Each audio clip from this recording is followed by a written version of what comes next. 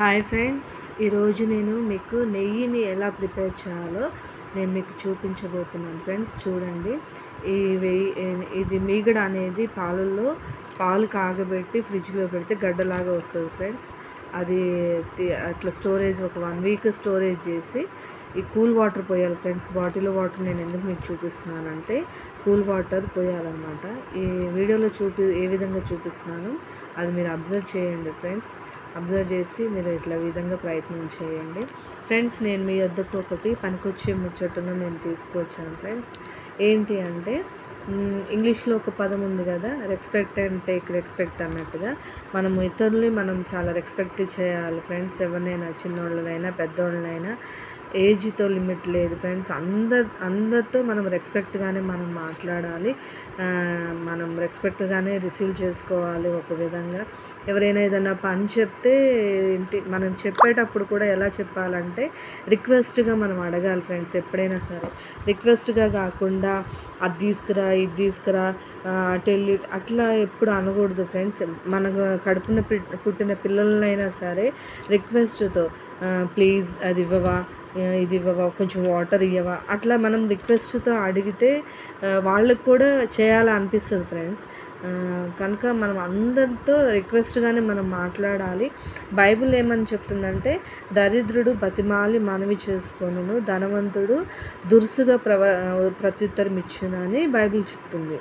అంటే దరిద్రుడు అంట బతిమాలి అడుగుతాడంట, ప్లీజ్ అది ఇవ్వవా, ప్లీజ్ నాకు ఇది చేసి పెట్టవా, ప్లీజ్ నాకు హెల్ప్ చేయవా అన్నట్టుగా చాలా రిక్వెస్ట్గా అడుగుతాడంట.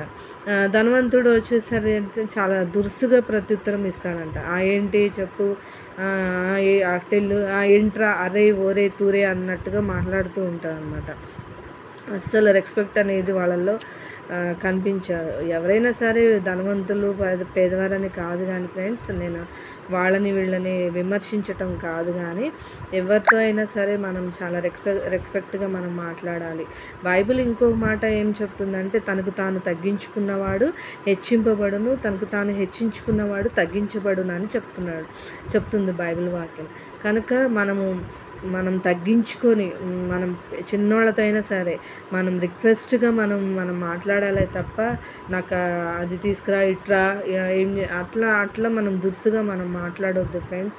ఇంకా పెద్దవాళ్ళతో కూడా మనం చాలా మర్యాదగా రెస్పెక్ట్తో మనం మాట్లాడాలి. బైబిల్ ఇంకొక మాట ఏమని ఇస్తుందంటే తల నెరిసిన వాని ఎదుట లేచి ముసలివాని ముఖమునను గనపరిచి నీ దేవునికి భయపడు అని చెప్తుంది. చాలామంది ఏంటంటే వృద్ధులు కానీ పెద్దవాళ్ళు కానీ ఎవరైనా వచ్చారనుకోండి, వాళ్ళు వచ్చినప్పుడు కనీసం కూర్చున్న వాళ్ళు ఏం చేస్తారంటే కనీసం లేచి కూడా నిలబడి రెస్పెక్ట్ ఇవ్వరు, అట్లనే కూర్చుంటారనమాట.